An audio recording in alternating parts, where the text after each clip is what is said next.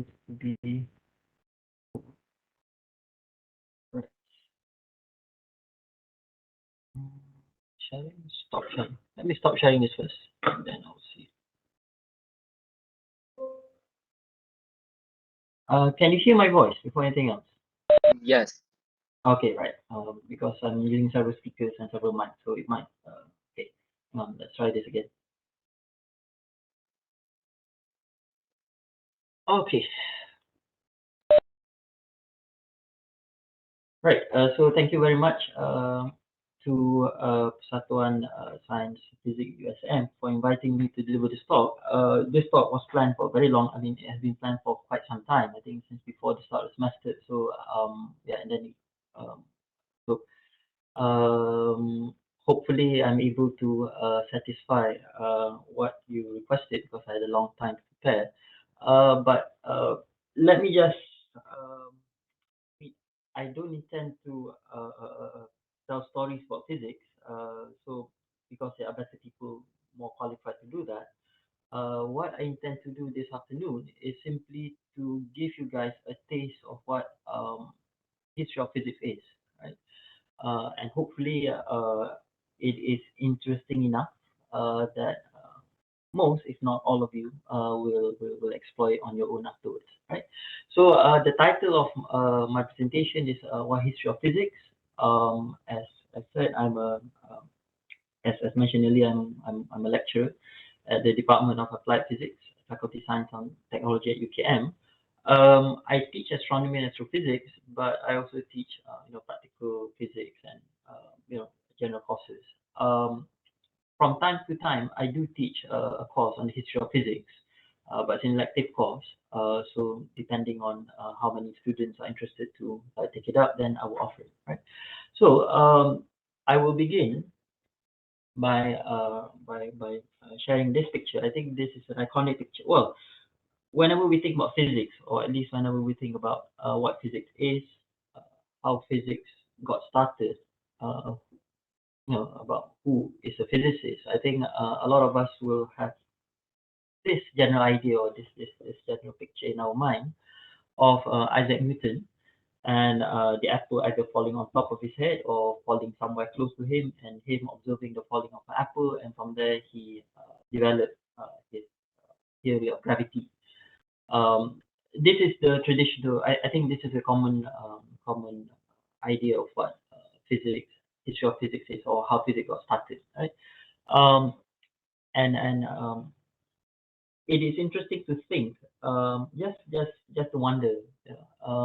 Isaac Newton was, according to the story, Isaac Newton saw the falling of an apple, and from that he was inspired to develop his theory of gravity.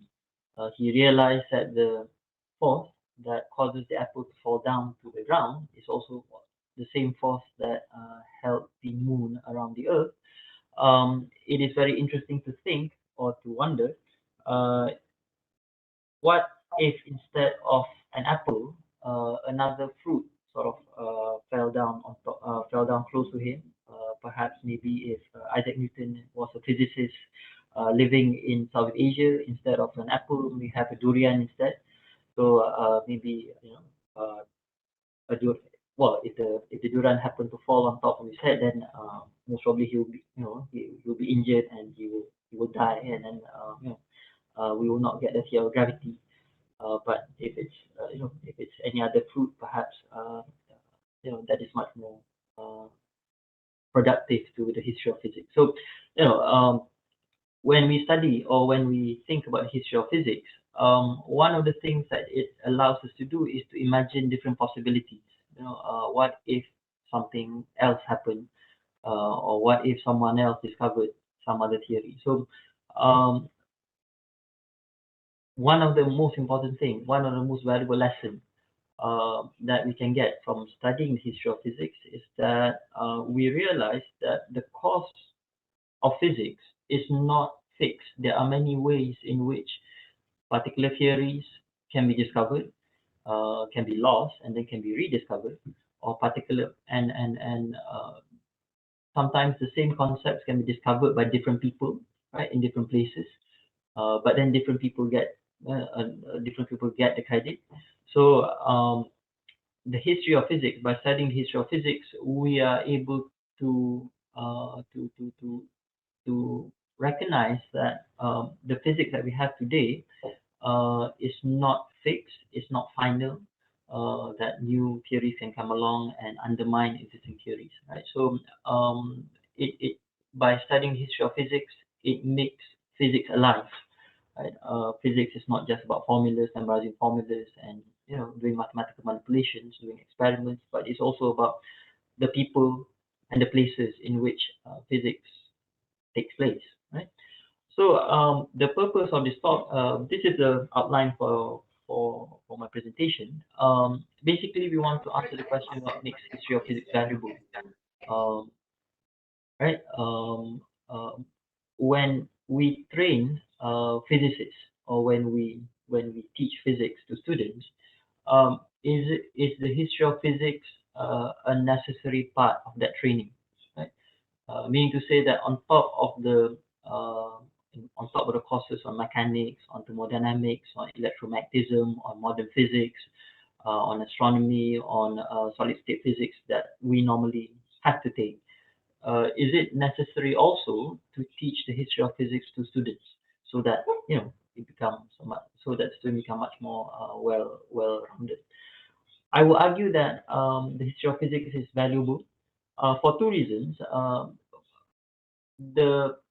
The first reason is that by teaching the history of physics, or by knowing about history of physics, we will realize that physics is a human activity, in a sense that theories have to be conceived, developed, and argued by someone, right? You know, physical theories, physical concepts do not appear spontaneously. Uh, People or groups of people have to work on it, have to argue for it, and have to disseminate those concepts to the physics community. So by teaching history of physics, we represent physics as a human adventure. Uh, Adventure in a sense that physics is the goal of physics is to um, discover the natural laws that underpin uh, the universe around us. Right?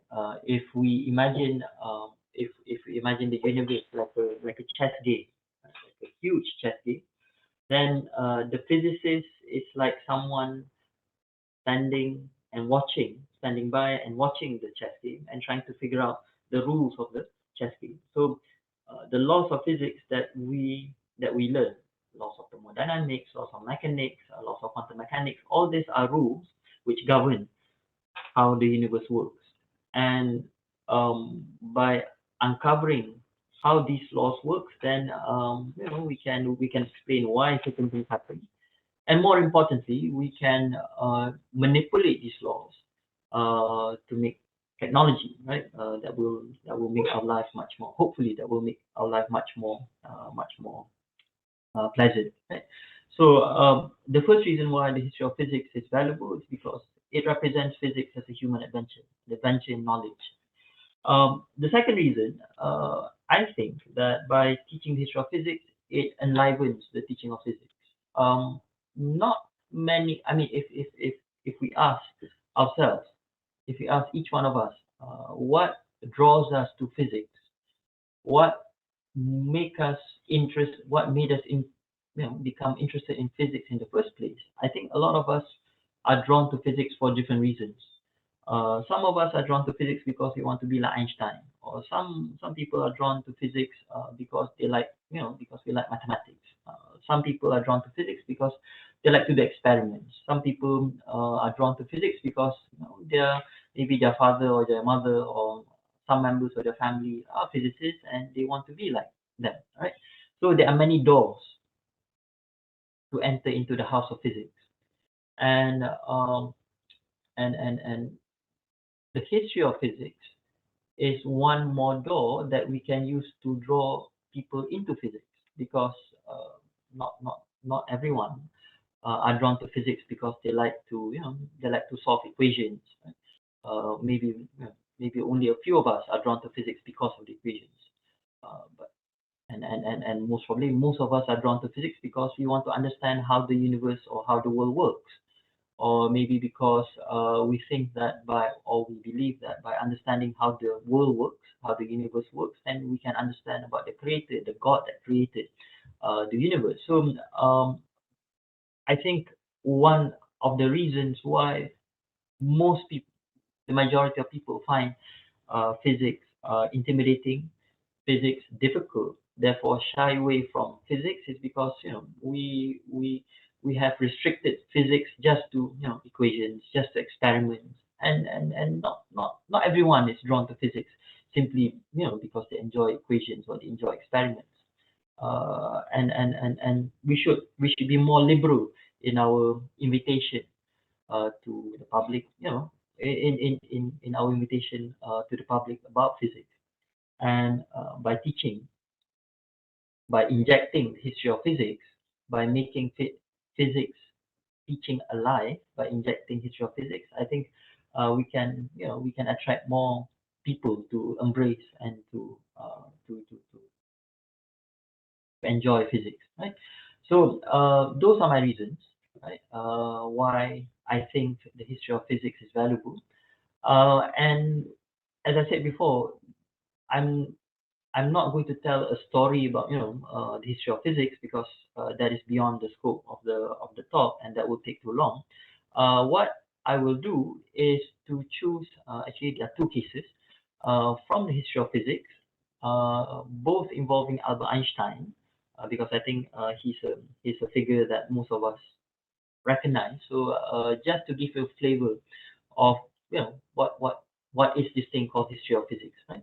And finally, we will end by talking about okay, what history of physics is. So what? So what can we do if you're interested? So what can we do about it? If you want to further study into this, and what can what topics can you explore? Right. So that is the general. This is the general outline of my talk. Right. Um, we will begin by thinking about certain stereotypes about physics.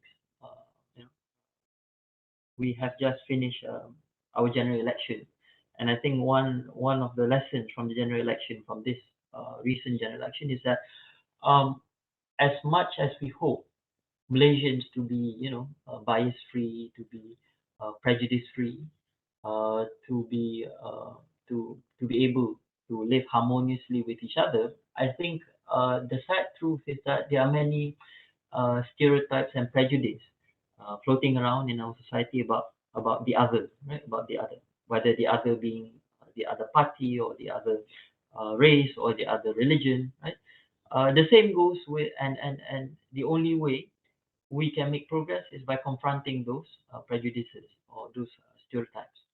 So, so that is what we will do to start off this talk, is by confronting certain prejudices or certain stereotypes that we have about physics. Right? When when we think about who is a physicist, who is a physicist, right? I think we have certain stereotypical image of what a physicist, who about what a physicist looks like. Right?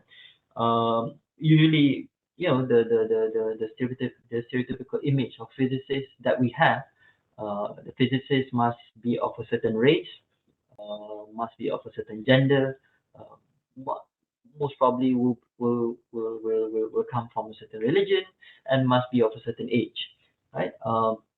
And the best way to think about that is to look at this picture here. This is a picture from the Nuclear Physics Congress in Rome in 1930. So this is nearly 100 years ago, right?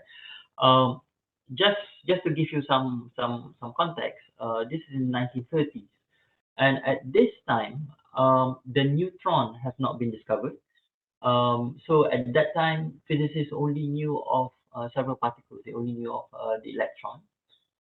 They knew about the proton, but they so at that time they only knew about the existence of about of two particles, the electrons and the electron and the proton. So this is so in 1930s,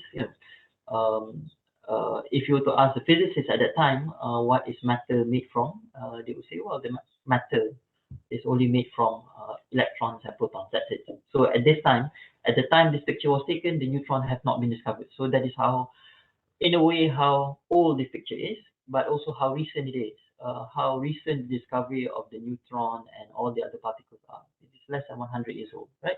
So if you look at this picture, most of the people in this picture are men. The majority are men, right? The majority are white men. Right? There's only one woman here at the center here. Some of you might recognize who that is. This is Marie Curie, right? This is Marie Curie. Um, uh, but the rest are men, right? This is Niels Bohr. This is Niels Bohr, right? This is Enrico Fermi, if I'm not mistaken, right? So most of the individuals in the picture, the majority, uh, are men, white men. There are some non-Western, non-Western individual. There are some Japanese. There are some Indian physicists, right? Indian physicists. Yeah, but the majority of the people in this picture who attended the Nuclear Physics Congress in 1930s, they are men, white men. They are Western, therefore they are either Christian or Jews. Um, so when we ask the question, who is a physicist, I think that is a common image that we have of physicists must be men, must be male, must be white or Western, and that's it, right? And when if you think about it, it is it is funny in the sense that uh, is physics only dominated or is only populated by a certain group of people? How about non-Western people? And in a way, um, if a non-Western student looks at this picture, we are not surprised if that student feel that he or she has no place in physics, because when he or she looks at this picture, it seems that only a certain group of people or certain kind of people can do physics, right? So um, we if we cling on to the stereotypical idea that if you want to do physics, then you must be male, and then you must be white, you must be Western, then from the very start we have excluded a lot, uh, a lot of people from doing physics. But history of physics also showed that there are physicists who who does not fit the stereotypical image of what a physicist is. You have Marie Curie, a male, a female physicist, one of the few uh, physicists that won several Nobel prizes. She won the Nobel Prize in physics and also in chemistry, right? And on the right, this is an Indian physicist, Chandrasekhara Raman. Those of you who have studied solid state physics or material physics, you will know who Raman is, because he's famous for Raman scattering, and which is used a lot in to characterize materials, right? So when when we by studying the history of physics, we will realize that, well, hang on, apart from male physicists, apart from Westerners, apart from white physicists, there are non-Western people, female physicists can also make contribution to the history of physics. Right?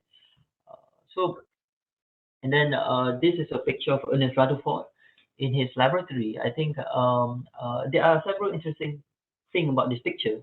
The first is his clothing. If you look at his clothing, he's very well dressed. He's wearing tie, and then he's wearing a jacket, and then he is pictured in his laboratory. So if we were to compare the way physicists back then dress up compared to, now when we go into the lab, we just wear whatever we want to wear and then put a lab coat on.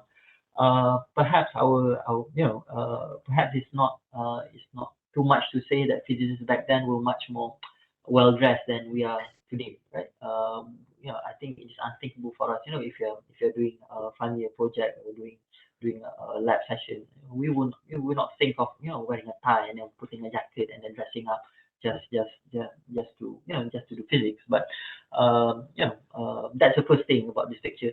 Second thing is the condition of his lab. If you look in the background, you can see his laboratory. I think this is a typical. I think if you were to go to a lab in USM, UKM, physics lab, I think not much has changed about the layout of the laboratory. You still have beakers and instruments everywhere, right? So this is Ernest Rutherford, right? Ernest Rutherford. So that's the first stereotypical image. The first stereotype of physicists is about who can be who who can be a physicist, right? The second one is where do physicists work, right? And there are many places where physicists perform their work. They do their work in laboratories. The laboratories can either be in industries or at universities. Physicists can also work in schools as teachers or as educators, right? So I'm just going to show you several pictures of different sites where physics take place. The first one is this one here. I think this is quite familiar to most of you. This is the Eclipse experiment at the Large Hadron Collider in Switzerland. So basically this is a particle accelerator, it's a circular particle accelerator, right? So this is a aerial view. This is from the top. This is Lake Geneva in Switzerland, and this is France. So the Large Hadron Collider is located in the boundary between Switzerland and France, and the Eclipse experiment is situated here. So and this huge ring here, this is the particle accelerator, right? So particles are accelerated along this track here, right? They are collided with each other, and then the result of the collision analyzed, at the various experiments along the collider, the CMS experiment, Alice experiment, LECB experiment, right? So this is huge. This is big science. This is giant science in the sense that if you want to do this sort of experiment, then you cannot do it alone. Cannot do it like Rutherford did, just him alone in the lab, just tinkering with his instrument. Instead, the way physics is done today requires a collaboration with hundreds and thousands of people, and it is hugely expensive. Requires huge engineering, right? So the way physics is done has changed over the period of 100 years, changed tremendously over 100 years. And this is when we think about how physics is done today. I think this is the stereotypical image of how physics research proceeds, right? You have big colliders, you have big observatories, and then doing experiments on a large scale. Right?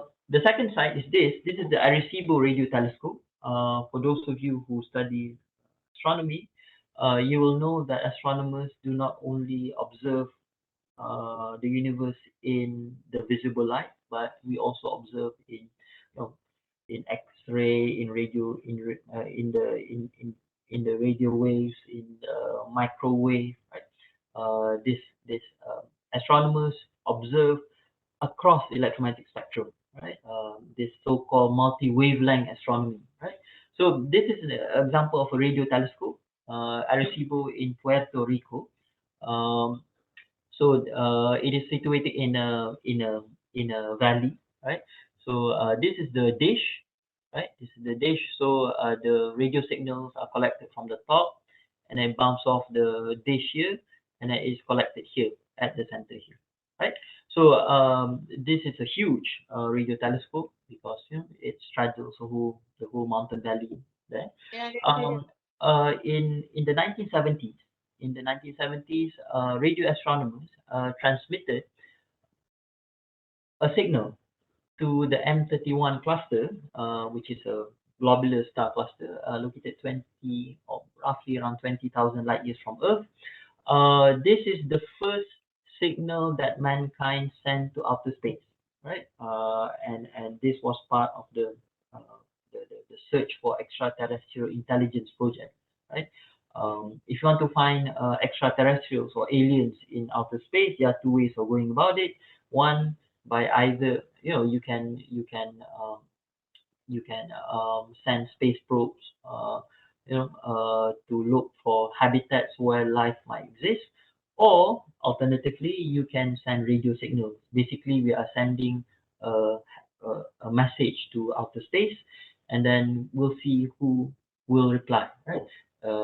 If there's any extraterrestrial intelligence living in the M31 cluster, then we can expect a reply in 50,000 years, because 20,000 years for the message to get to M31, and then a few hundred years for them to compose a reply, and then another 20,000 years for them to send a message back to us. So this is long distance relationship, right, at the larger scale. But this is the message that was sent from the Arecibo radio telescope in 1970 to the M31 cluster. As you can see, this is not a textual message. In fact, it's a digital message.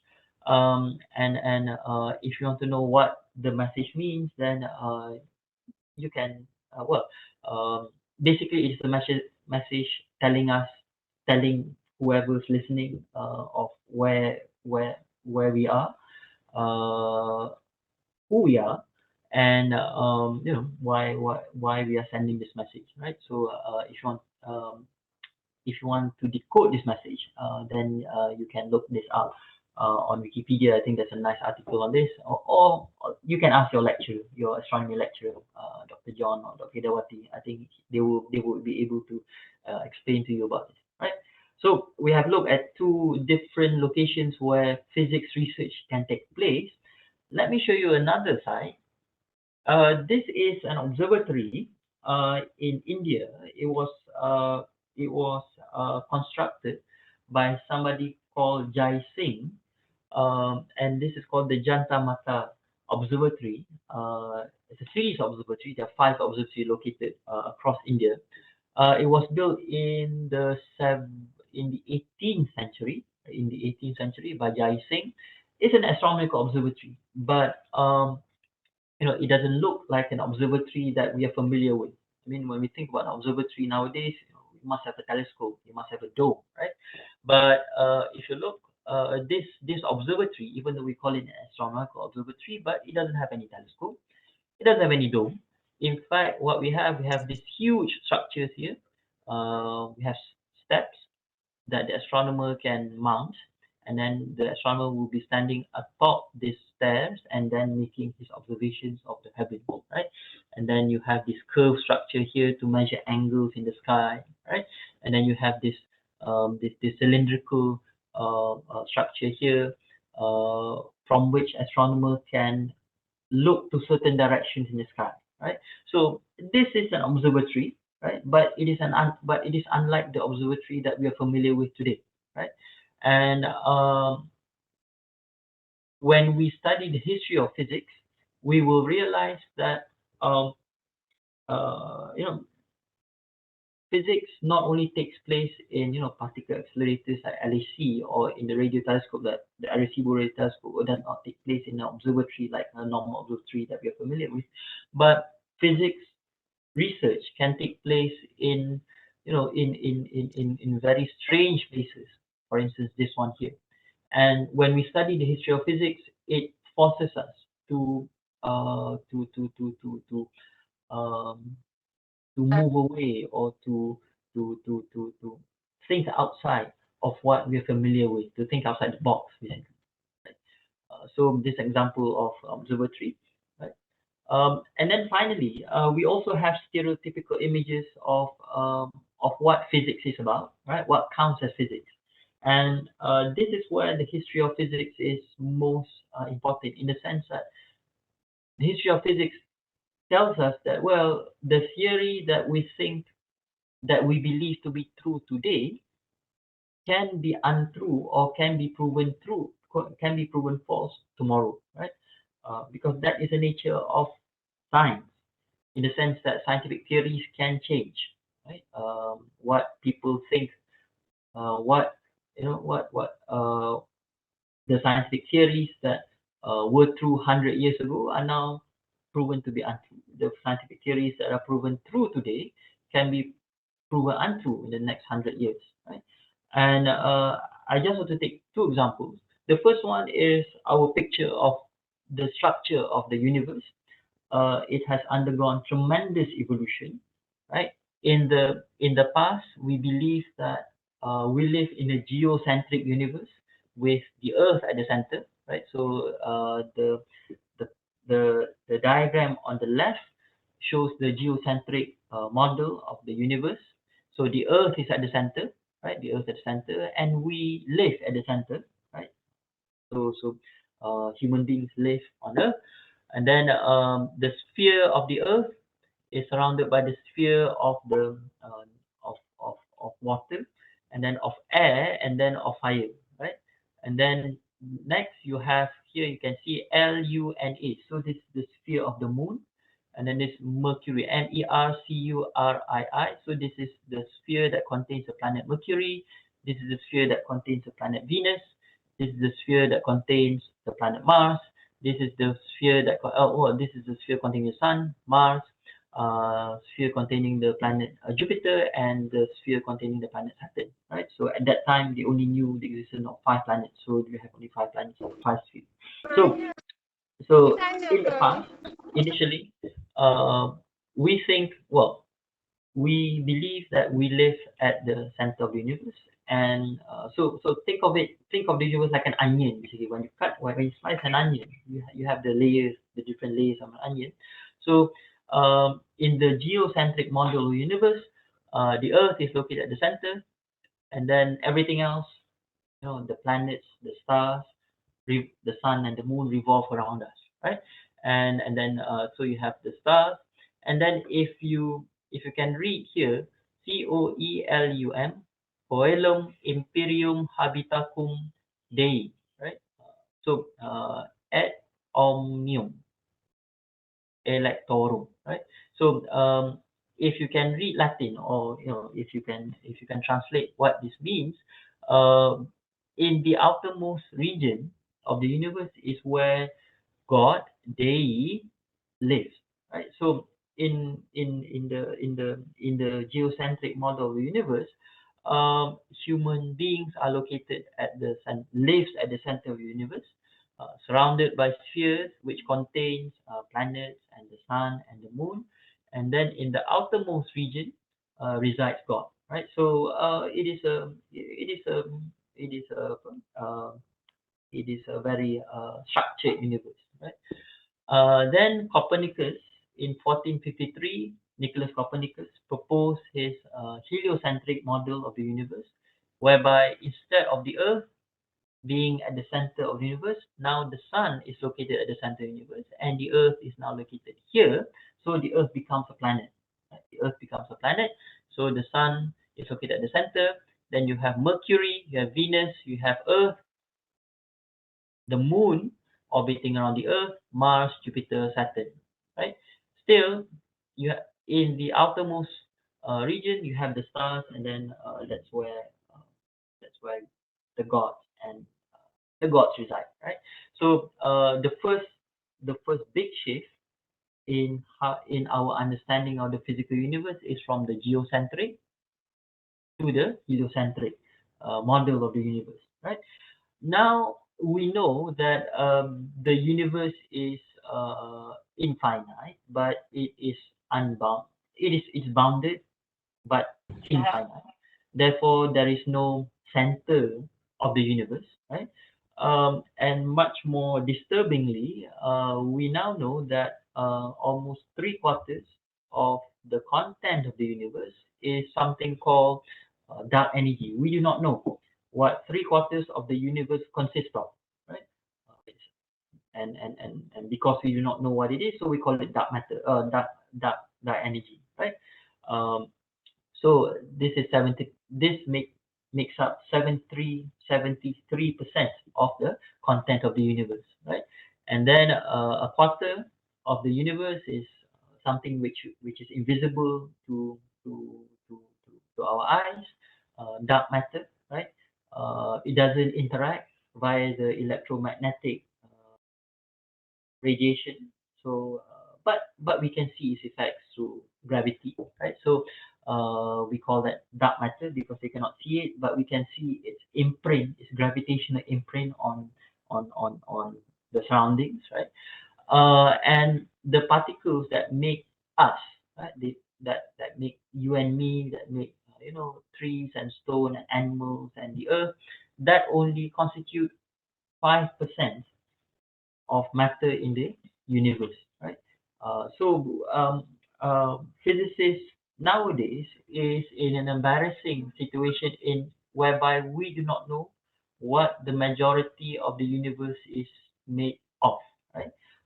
And it is, in a way, it is disturbing, but in another way, it is also very exciting because it means that there are many unanswered questions which have yet to be answered, which you guys can answer, right?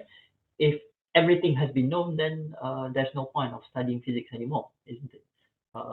The fact that we have so many unanswered questions about physics means that there's always um, there's always an opening, there's always a job opportunity to be a physicist, right? You can never be out of a job, right? Because there are so many unanswered questions to to to be uh, to be tackled, right? So this is our evolution in our picture of the physical universe. Uh, our picture of physical matter, of what is matter, has also evolved. In the you know in the earliest times, in the earliest time, the Greeks, they believe that everything in the universe are made up of four different elements, right? Air, fire, earth, and water. And it is the combination of these elements that gave rise to everything that we can see around us, right? And then in the 19th century, uh, chemists and physicists discovered new elements, right? And then Dmitri Mendeleev in the in the 18th century classified and arranged these chemical elements into the periodic table. So so this is so the periodic table, right?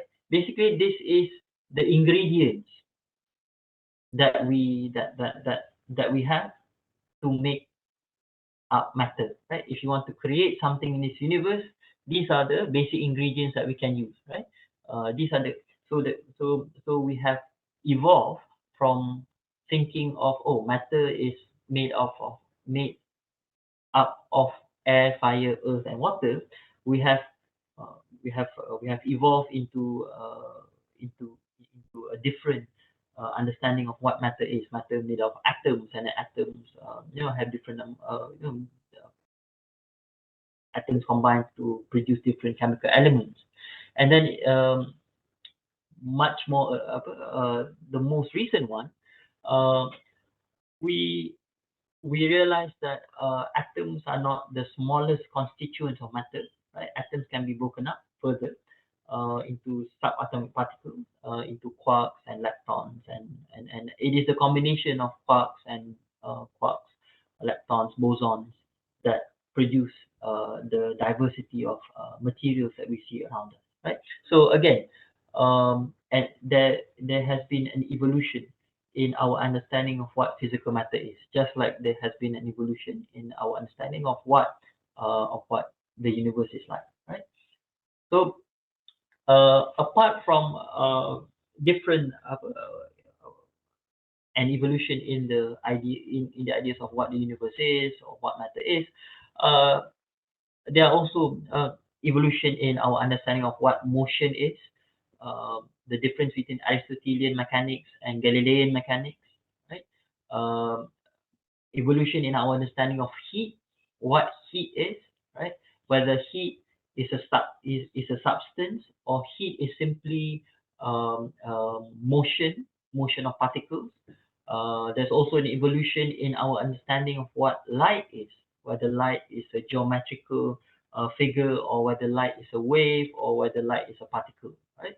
So if we study the history of physics, then we will realize that, well, throughout its history, physicists have changed their minds about certain concepts, and that evolution has not stopped, right? Um, Perhaps future physicists, 100 years, 1,000 years into the future, when they look back to our physics today, they will they will think how primitive we are to, to not know, what dark energy is, to not know what dark matter is, right? So when we study the history of physics, we what we realize is that physics is progressive, physics is open-ended, instead of physics being something that is final and finished, right? Our understanding of what matter is, of what uh, of how the universe is like, can change, right? So the history of physics is important because it forces us to think of physics not as something finished, but as something that will always, progress, that is always open-ended, and much more excitingly, it is you guys, all of you, the students of physics, that have the opportunity to contribute to that development of physics in the future. So, the history of physics is important to challenge these stereotypes, and also to make us see how we can contribute to the development of physics. Because if everything is done, if everything that we can know about the universe has been known by great physicists in the past, then what is the point of us studying physics today, isn't it? So by telling us that physics is not finished, there's still unanswered question in physics. The history of physics, gives it makes us optimistic, right? It makes us optimistic about studying physics. Right? So yeah, so the history of physics addresses certain stereotypes about physics, right? It addresses, so it forces us to think what it takes to become a physicist, right? Must must we only be male and white to become a physicist, or can we also be, female and from non-Western countries, uh, to become a physicist, right? Must we be secular to be a physicist, or can we be a good physicist and at the same time hold on to our religious beliefs, right? So these are issues about inclusion. Who we include and who we exclude, right? In physics, right? Whose contribution to physics counts, right? Is the Western civilization the only civilization that makes contribution to physics, right? Or do the Chinese, do the Indian, do the Islamic, do the Mayan civilization also contribute to physics, right? So this is a question of diversity, right?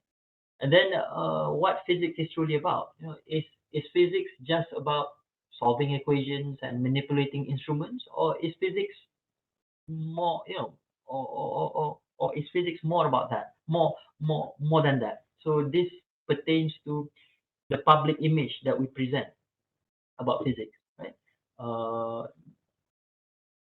Is being a physicist means that you all the things that you do all day is to be trapped in your lab, you know in front of your computer or in front of your instrument?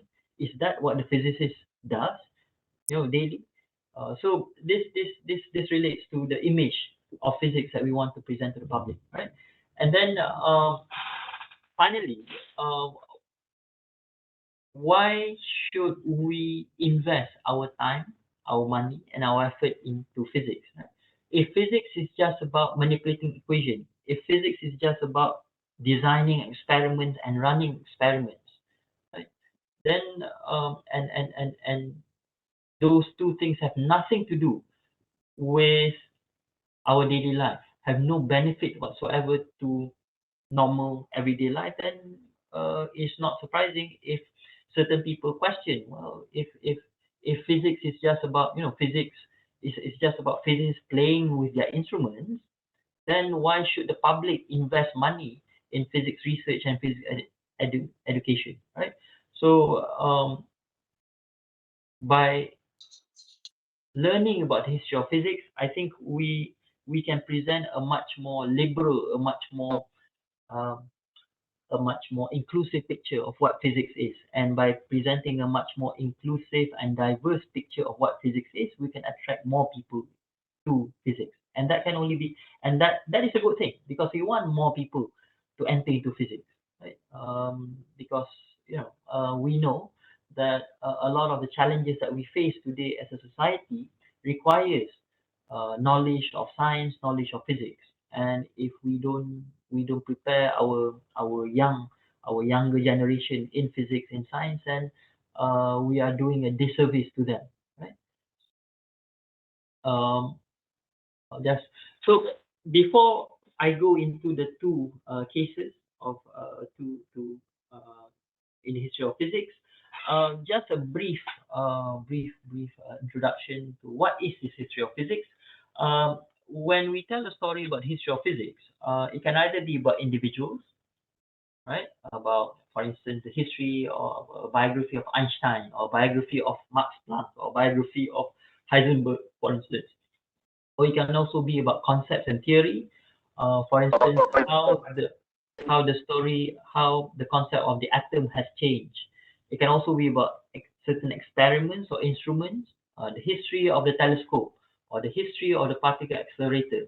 Or it can also be about the history of certain communities, history of physics in India, or the history of physics in China. Or it can also be about the history, or it can also be about certain problems. For instance, the history of the concept of gravity, for instance, right? The concept of matter, or the concept of mass, right? So these are four references, about four good references in, if you're interested in history of physics. Um, let's let's just go one by one. This is a book by Hilbron, J.L. Hilbron. Physics: A Short History. Even though it's a short history, but it's 200 pages long. But it is okay. 200 pages, I think, is something that you can finish reading maybe in 1 month or 2 months, right? So if you look at the content of the book, right, it starts with the Greeks, right? The Greeks, and then the physics in Islam, right? And then it goes back to Europe, right? And then it goes here, up until the First World War, right? So this particular book, Physics: A Short History from Quintessence to Quark. This is quite a, if there is one book that you want to read about the history of physics as a starting point, then this is the book that you should pick, right? The next book is this one, Universe, Earth, and the Atom. Again, the story of physics. Um, um, it begins with classical physics, and then it goes on to the contribution by Einstein, and then it talks about modern physics, right?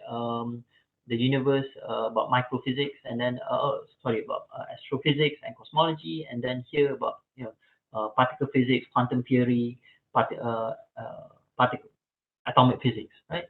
Atomic physics, nuclear physics, particle physics, right?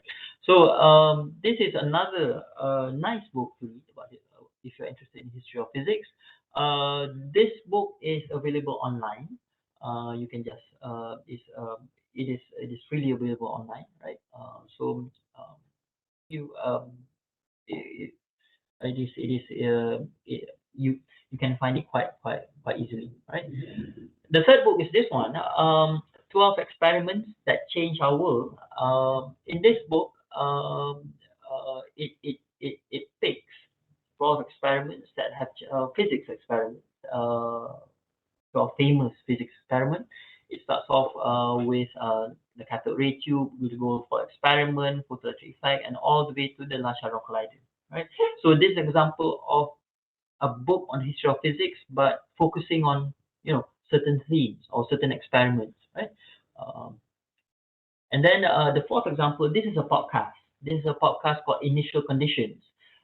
This is a podcast by the American Institute of Physics, and I deliberately chose this particular podcast just to show you that the history of physics is not something that is done as it is not a fringe topic, right? It's not something that is it's not something that's done. It is not something that is done at the side, but history of physics is a serious discipline, and it's a large discipline. Many people are involved in it. Until the American Institute of Physics have a special podcast, special section on the history of physics. So, the history of physics is not something that only poor students do or only weak students do. It is something that it's a serious topic, right? So let's look at two cases from the history of physics, just to give you a flavor of what history of physics is about. We will focus on Einstein because I think a lot of people recognize him, right? What is he famous for? He's famous for one, for his contribution to quantum theory, right? He's one of the founders of quantum theory with the photoelectric effect. Even though he disagrees with some of the conclusions of quantum theory, but we cannot deny that his work on the photoelectric effect, started off the quantum revolution. He's also famous for his theory of special and general relativity, right? So these are some quotes from him. He once said that why is it that nobody understands me yet everybody likes me? So it is comforting to know that even you know uh, even someone as famous as Einstein feels misunderstood, right? Nowadays, the younger people likes to think that the world doesn't understand them, everyone doesn't understand them. So it is comforting to know that even someone as great, as famous as Einstein also feels that nobody understands him, right? So we are in good company, right? He also once said that I have no special talent. I am only passionately curious, right? Whether whether this is true or not, then this is something we can debate. But this is what he said. Um, so who is Einstein? Of course, he contributed a lot to physics, but I think he's also a celebrity scientist, so he's also a public figure, right? So much so that he was selected as Time Person of the Century by Time magazine, right? And in this diagram here, you can see his relationship with all the other scientists, Einstein and Planck, Einstein and Bohr, Bose, Broglie, Schrodinger, and all that, right? So we can see his influence, his web of influence among to other physicists, right? So the first case is Einstein in Malaya. In 1922 and 1923, Einstein embarked on a trip to China and Japan, and along that trip, he visited Singapore, Malacca, and Penang, right? Penang. He arrives in Penang on the 14th of January 1923, right? This is a picture of Einstein in Singapore. Picture of Einstein. This is Einstein is here, right? This is his wife, Elsa, right? And this is a picture of him with members of the Jewish community in Singapore, right? 2nd November 1920, right? So he why do we know? I mean, why why wh- why do we know that Einstein visited Penang and Malacca and Singapore? Is because he kept diaries. He kept diaries of his travels, right? And this is an entry. Einstein departs from Malacca on January 13, arrived in Malacca on January 14. So this was his entry on the 13th and 14th. So you can see, so we can just read here. Arrival in Penang, scorching heat on board the ship, which remained in the bay quite far away from the a host of Indians were invited on board, da, da, da, da, da. And then we saw Buddhist temples with mysterious, terrifying, colorful decor, and also a mosque with baths inside where the men were lounging about. Elegant Arabic structure with slender towers, whitish in color. Right. So is this is his description of Penang in 1923. It is interesting to figure out which Buddhist temple he's referring to at that time, right? So but this is his observation of Penang, and then this is a picture of I think this is near this is near the harbor of Penang, the railway station. This is how it looks like back then. This is a clock tower in Penang. So he talks about rickshaws and whatnot. So this is more or less how Penang looked like back then, right? So it is interesting to read his account of Penang, of his visit to Penang. Right? If you are interested to read more about his account in Penang, then I recommend this book by one of my colleagues in the department, by Professor Roslan Abu Syukur, Einstein in Malaya, whereby he discusses Einstein's trip in Malaya, right? Einstein visited Malacca and Pulau Penang in 19 and Penang in 1923, right? And you can read his account of his observations of Penang, right? The second case is Einstein and the total solar eclipse. Um, um, One of the predictions of the theory of general relativity is that light can be bent by gravity, right?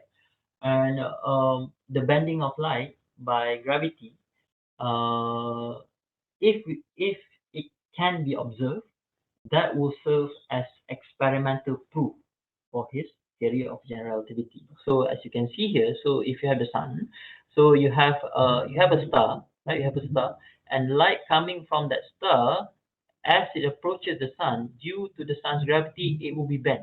So the sun behaves like a lens, right? Behave like a lens. So for someone on the earth, the star would appear to be located here instead of here, right? So if we can observe, if you can observe and measure the shift in the position of a star during a solar eclipse. Why a solar eclipse? Because if you have the moon eclipsing the sun, then we can see the background stars. So that's why we need. So that's why a total solar eclipse is crucial. So by measuring the shift in the between the actual position and the apparent position of the star, then we can determine whether Einstein's prediction is correct or not, right? So this is a picture of Einstein and the man who provided experimental proof for his theory of general relativity, Arthur Eddington, right? Um, so in May 1929, there was a total solar eclipse that passes through Peninsular Malaysia, right? And the British sent an expedition to Alustar in Kedah to observe this solar eclipse. Why? Because they wanted to collect experimental evidence for Einstein's theory of general relativity. Right. So a person called Dr. Jackson from the Royal Observatory in Greenwich was sent to Alustar to Alustar. So you can see here the path of the eclipse passes through Alustar, right? Dr. Jackson was sent to head an expedition to Alustar, and they took a picture of the eclipse sun. So this is one of the photographs obtained in Alustar on May 19 on 9th May 1929. Um, the and apart from being able to take a picture of the total solar eclipse, thus supporting Einstein's theory of general relativity, um, Dr. Jackson also gave a talk on eclipses, and one of the participant or one of the participant of that public talk was this person here. This is a local religious scholar. He had Imam Wan, I can't remember his name, but he attended the talk by Dr. Jackson, And as a result of that talk, he wrote a short essay on eclipses, and it is written in Jawi. This is Malay. This is whereby he explained what an eclipse is, right?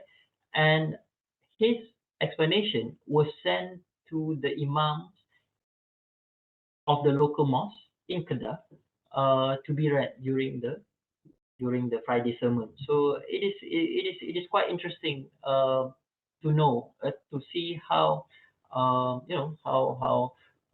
Westerner, or how not a Western, well, yeah, a Westerner, how Western knowledge sort of interacts with indigenous or local knowledge, right? Um, yeah, so this was the expedition by Dr. Jackson to Alustar to observe a total solar eclipse, thus collecting evidence for Einstein's theory of general relativity, right? And so, what are the lessons from these two cases? Um, for the first case of Einstein and Malaya, this example of it should invite us to think about not just Western science, but also non-Western science, right? For instance, the first translation of the theory of general relativity paper was not produced in Germany, was not produced in England. Instead, the first translation of general theory of relativity paper was produced in India. It was produced in India. So that is quite interesting to know, right? The first observatory in Indonesia was constructed by the Dutch, right? In Bandung, it's still operating until today, the Boscha Observatory, right? Whereby in the second case, Einstein and total solar eclipse, that is an interesting case of the interaction between indigenous, i.e., religious and cultural astronomy, and also Western astronomy, because Dr. Jackson was a Westerner, but the local imam, that he was a local. He was local, so it is interesting to know whether they interacted. You know what the imam thought about Dr. Jackson's efforts, and what Dr. Jackson thought about the state of astronomical knowledge of the Malays at that time, right? Um, and uh, it is also interesting to wonder uh, what was the first physics book in the Malay language. We know what is the first physics book in the Malay language. It was produced in Tanjung Maling, because at that time Tanjung Maling has the Sultan Idris Training College for teachers. So uh, it has been studied, the first book in the Malay language, first physics book in the Malay language. It is interesting to see the terms that they use to describe, physical concepts like momentum, inertia, and all that, right? If you're interested, then I can share the materials with you after this, right? What are the lessons that we should take from these two cases? The first is that we should realize that physicists are not immune from the society he or she lives in. Physicists are not insulated from the prevailing cultural context. So, for instance, this quotation by Einstein is quite interesting, because if you look, he says, "My scientific work is motivated by an irresistible longing to understand the secrets of nature, and by no other feeling. My love for justice and the striving to contribute toward the improvement of human condition are quite independent from my scientific interest." So even for someone as famous and as accomplished as Einstein, um, he realizes that his identity as a physicist is one thing, but at the same time, as a physicist, he should not shy away.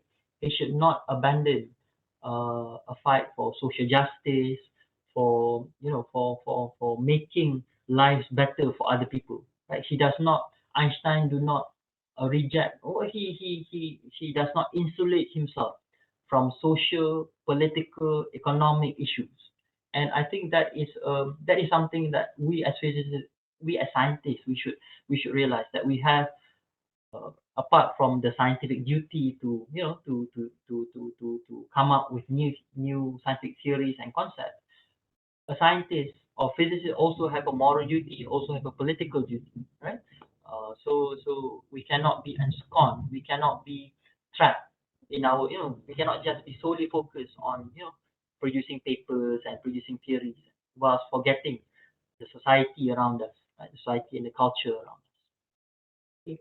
Um, so so what can we do as students and as educators, right? For students, I think we you can start by reading up on the history of physics, right? By studying history of physics, it gives you a bigger perspective of what physics is. You will realize that, well, physics evolves, physics progresses. Physics is more than just formulas, more than just experiments. For educators, for lecturers and teachers, I think what we can do is to try to insert, insert historical anecdotes when we teach physics. For instance, I teach astronomy. So, for instance, when I teach about stars, about constellations, apart from teaching the constellations that apart from teaching about the Western constellations, I also tell my students about the constellations that were used by the Malays or by the Orang Asli, right? Because I think by injecting those historical cultural elements into our lectures, we make the course, we make physics much more closer to the to the lived experience of the students.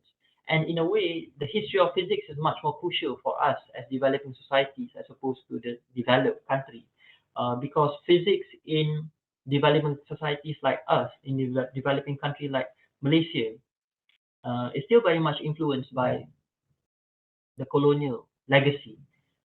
For instance, the first batch of physicists that were housed in UC Malaya, they were from, they were from England, they were from abroad, they were from Germany, they were from England, right? The first batch of physicists that were housed in UKM, Universiti Kebangsaan Malaysia, were from India, were from Indonesia, and then from America as well. So the the the the the, the physics research, physics education in Malaysia, historically has always been shaped by the British. What the British brought when they ruled over us, and and when they left, right? And by and teaching the history of physics is also one way to decolonize, to Islamize the teaching of physics by introducing non-Western physicists, by introducing non-Western concepts in physics. When we talk about atoms, for instance, right? Of course, the Greeks talk about the atoms, but the Muslim scholars also talk about atoms, right? So if you're a Muslim student studying physics, knowing that Muslim scholars have also contributed to physics, that should make you much more excited, much more enthusiastic about studying physics, because physics is not foreign knowledge. In fact, it is something that we as that your ancestors, your Muslim ancestors have contributed as well. So it is your job to continue their legacy. So that should motivate. And the same goes for whether you are a Chinese student or whether you're Indian student, right? Go uh, one thing that you can do is to look up who are who were the Chinese physicists, who were the Indian physicists that have also contributed to physics, right? That and when you realize that people like us have also contributed to physics, right? That you don't have to be like Einstein to be to contribute to physics. I think that makes physics much more engaging, right? That we can also contribute to it, right? So yeah, for if history of physics, but if we know, if if if we learn the history of physics, then physics will be more than just memorizing formulas and doing experiments. In fact, we want to do physics. We want to because our people have been doing physics for a long time, and what we are doing, we're just simply continuing in their legacy. We're just following their legacy. We're just extending their footsteps, right? So that should serve as a motivating factor for us to study physics. Apart from just because we want to pass the exam, we want to get A. Those are the things that memang kita kena ada pun, right? But then by knowing that people like us, that Muslim, Chinese, Indians have also contributed to physics, that should motivate us to study physics harder, right? Because we are continuing their legacy, right? So the history of physics is about the story that we choose to present about physics, and the story that we choose to present about physics influences who will be attracted towards physics, and their belief in being able to master physics. If in the study of physics, the only people that we encounter, are Westerners. Buka buku, whenever we open the book, we only see Einstein, we only see Isaac Newton, we only see Max Planck, we only see Heisenberg. We never see anyone that remotely look like us. Then if all we see are Westerners in the history text, in the physics textbook, then it's not surprising if some of us feel that, well, physics ni macam ilmu orang-orang asing saja, kan. Aku tak boleh menyumbang apa-apa kepada fizik sebab bila aku buka buku teks fizik, semuanya orang-orang putih saja, kan. Tak ada pun orang macam aku yang menyumbang kepada fizik. If that is a mindset, then that will determine our belief, whether our self-confidence, self-belief in whether we can master, kan. It's not surprising if you start thinking cuma orang putih je boleh menyumbang kepada fizik. Orang Melayu macam aku tak boleh menyumbang kepada fizik, kan. Dan and that will demotivate students. That will chase away students from studying physics. And why is this important? Because the quality of talents that we have in physics will influence the type and the quality of physics research that we do in this country, right? If we want to attract the best talents to do physics, then we must remember that the best talents are attracted to physics, not just because of they like formulas or like doing experiments, but some people want to do physics because they want to understand the world, because they want to be because they want to know God, or because there are various reasons why people choose to study physics, and by injecting a bit of history of physics into the teaching of physics, we can present a much more liberal, a much more accurate, a much more inclusive picture of what physics is about, right?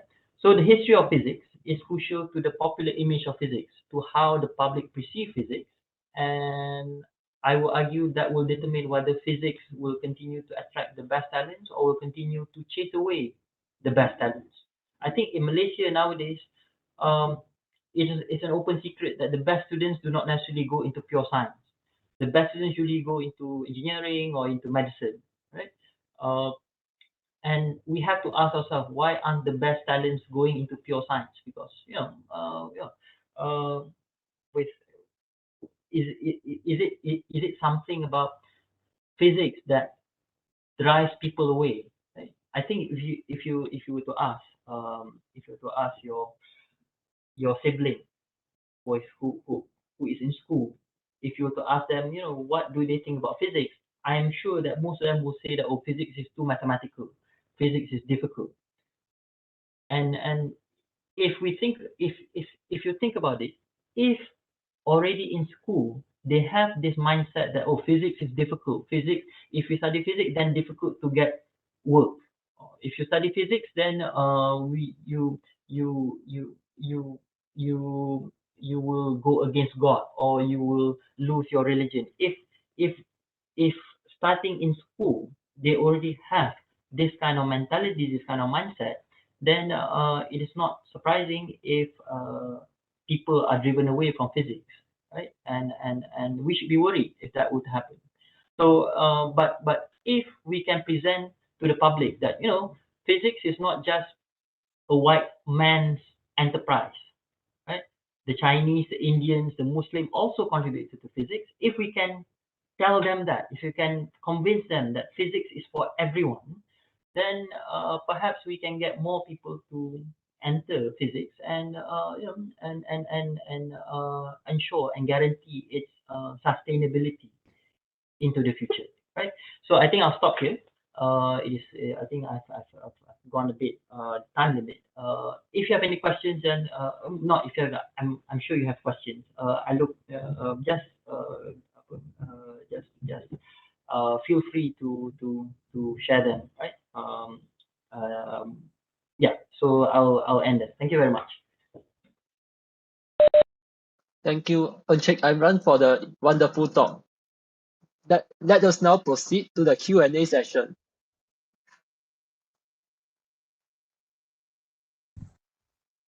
The Padlet link can be found in the chat. Okay. Do you have any recommendations? So this is how you make your own supper.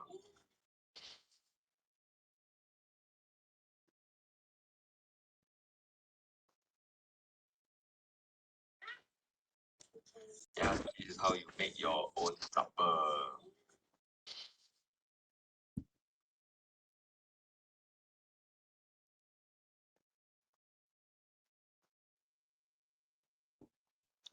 All right.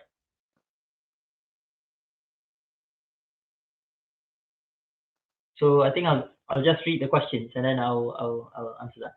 Is that okay? Yes, sure. All right. First question. Do you have any books recommend to learn more about the second case? The second case. This is second case about the total eclipse in Alustar. There is a paper.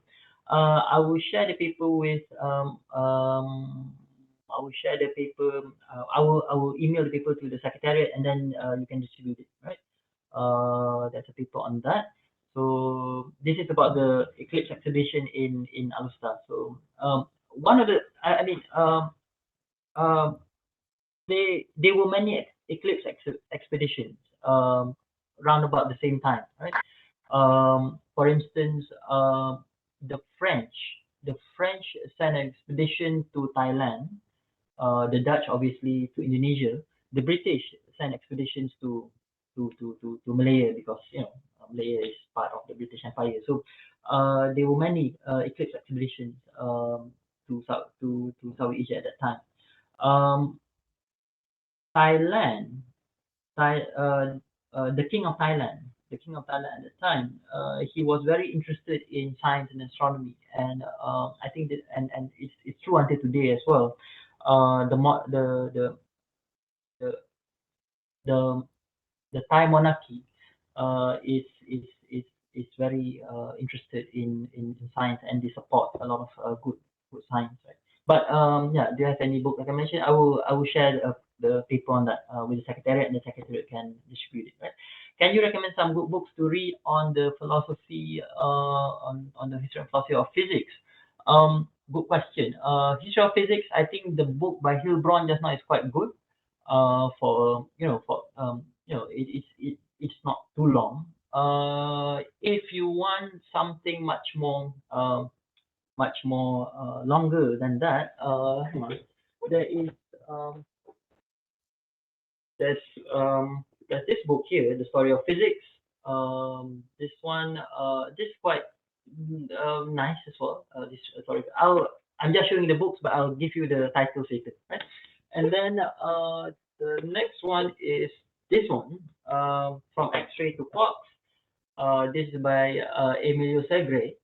There's another one here. This is from Falling Bodies to Radio Wave. This is 2 volumes, right? 2 volumes of physics. So yeah. So but for if you're a beginner, then the Hilbron book, which I shared just now, is quite good. The one that I showed on the slide, right? And then yeah, hang on, yeah, is it hang on, looking for advanced the future of physics, looking for an advancement of physics throughout history. What are your thoughts on the future of physics? Would there be new physics discovered in 100 years? Could physics ever also Big question. Good question, but a big question. Well, I think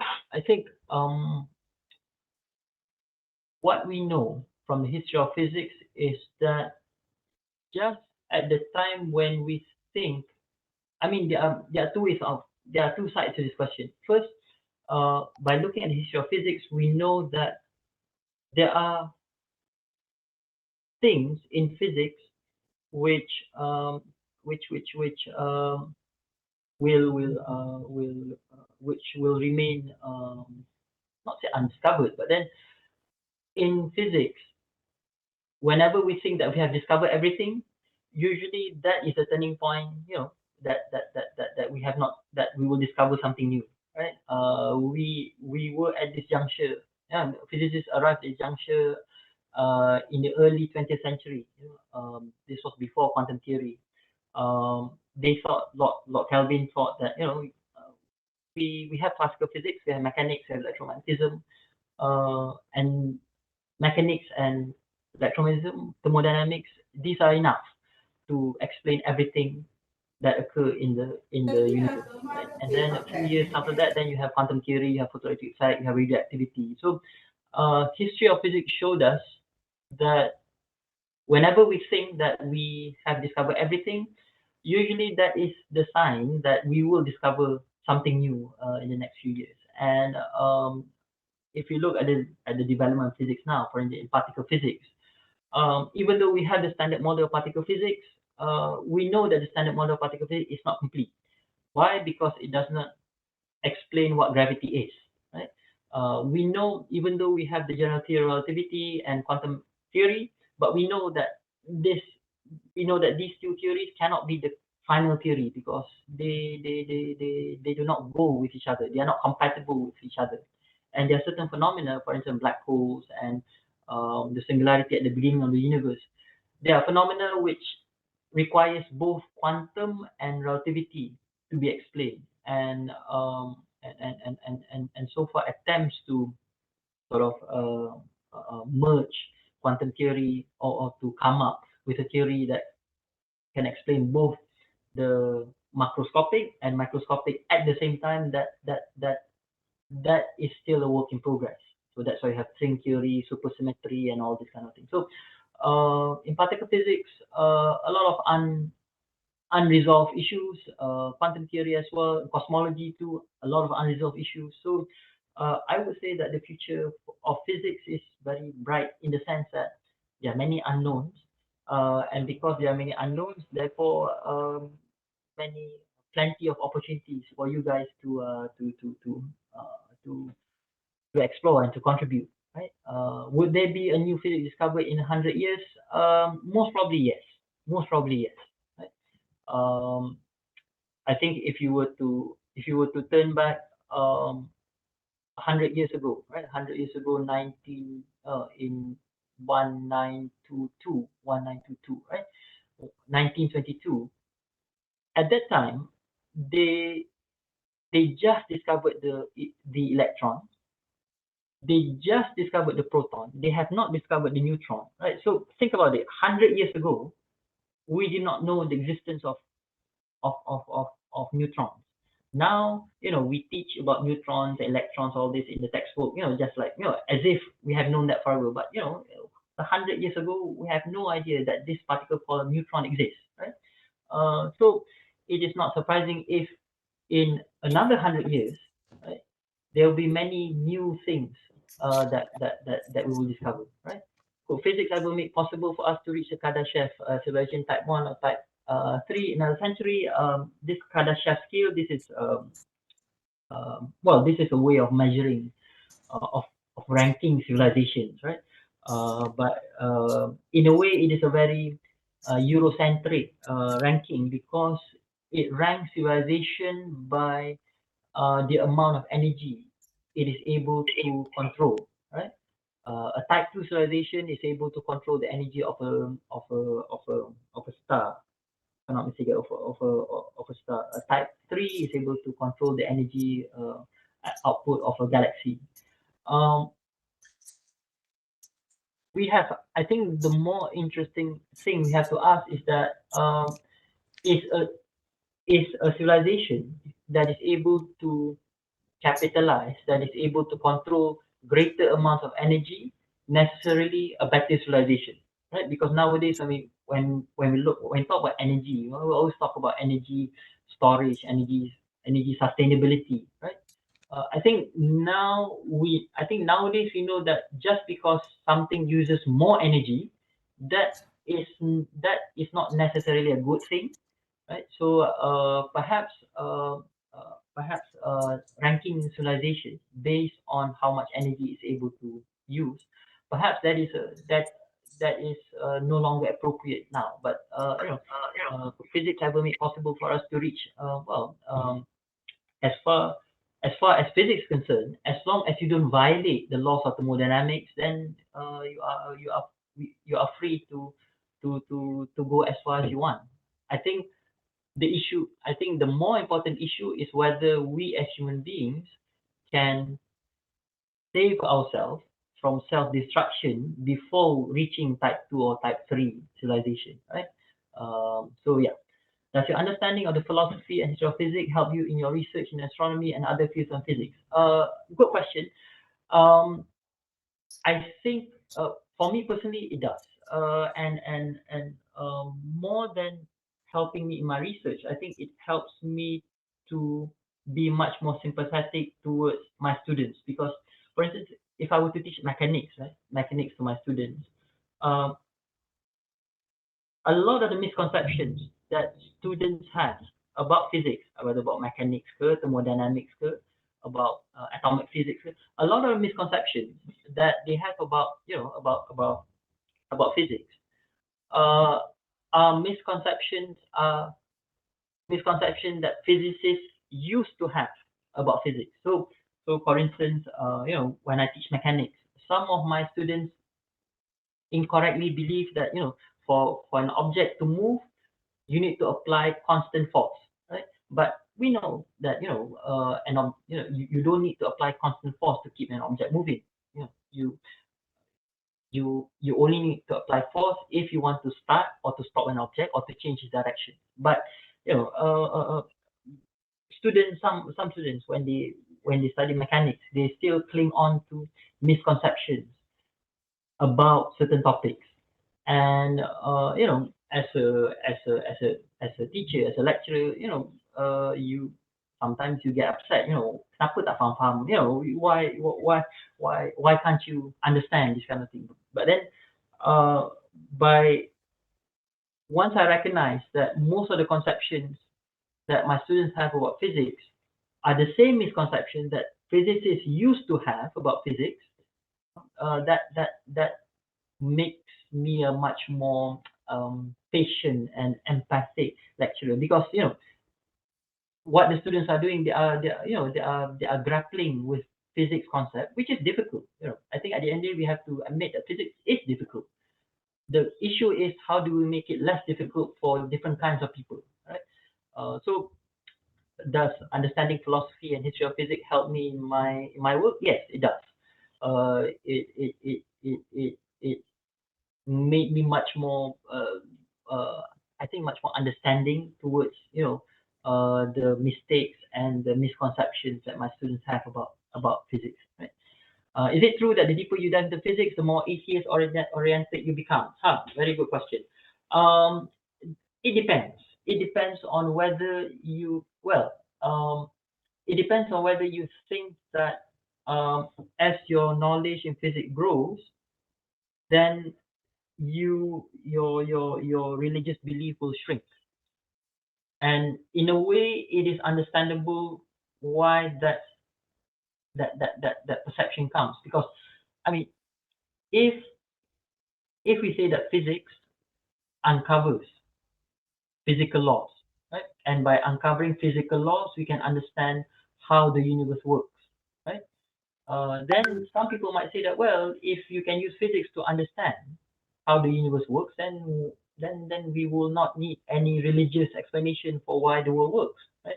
But I think the important thing for us to realize is that um, even though even though physics can explain many things, how the universe works, but there are certain things that are beyond the scope of physics, because ultimately physics deals with the physical world, deals with the material world, right? For instance, if somebody were to ask you, why does it rain, right?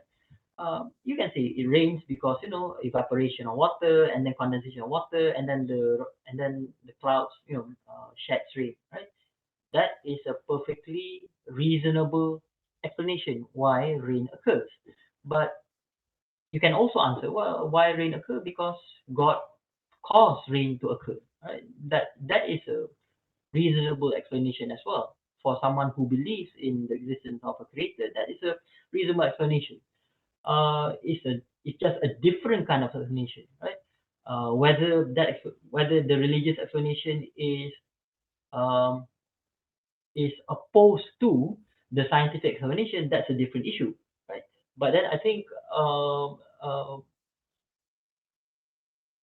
personally, I think physics is, because physics deals with the physical world, with the material world, right? And therefore physics is limited just to that. But then if we think that, or if we think that all that exists is just the material world, then obviously, by studying physics, you can, the more you study physics, then the less need you have for God or for religion. But then if you believe that, well, the world, the universe is not just physical, it's not just material, there's also the immaterial aspect, there's a non-physical aspect to the universe, then obviously the study of physics will not contradict, will not clash with your religious belief, right? So is it true? No, it's not true. But that depends on whether you think that physics alone can explain everything. I think I like to tell my students. I say that, well, if you want, let's say you like, let's say you're a guy and you like a girl, right? If you want to attract, or if you want to pick up the girl, right? You will compliment, you will you know you will you will be unlikely to attract the girl by demonstrating that you can solve Schrodinger's equation, right? Or by performing experiment. I don't think any girl will fall for you, if you can demonstrate you can solve a physics equation, or you can complete an experiment. Because love or relationship is not built on those kind of attraction, isn't it? So there are certain things, there are certain aspects of our lives that are beyond physics. But that doesn't mean we reject physics. It just means that we have to understand when to use physics and when not to use physics, when to include religion, and when to not to say exclude religion, but when to give room to non-religious explanation as well, right? So yeah, so that's a long-winded answer to your question, but it's an interesting question on is it true. I think there are some questions in the chat as well. From physics, if planet is by seldom, Martin Gardner. Okay, right. So I think those are the questions. Unless there are any other questions, right? That's the end of our Q&A session. Let us now take a picture to commemorate this event. Participants, you can turn on your camera to take a picture with us.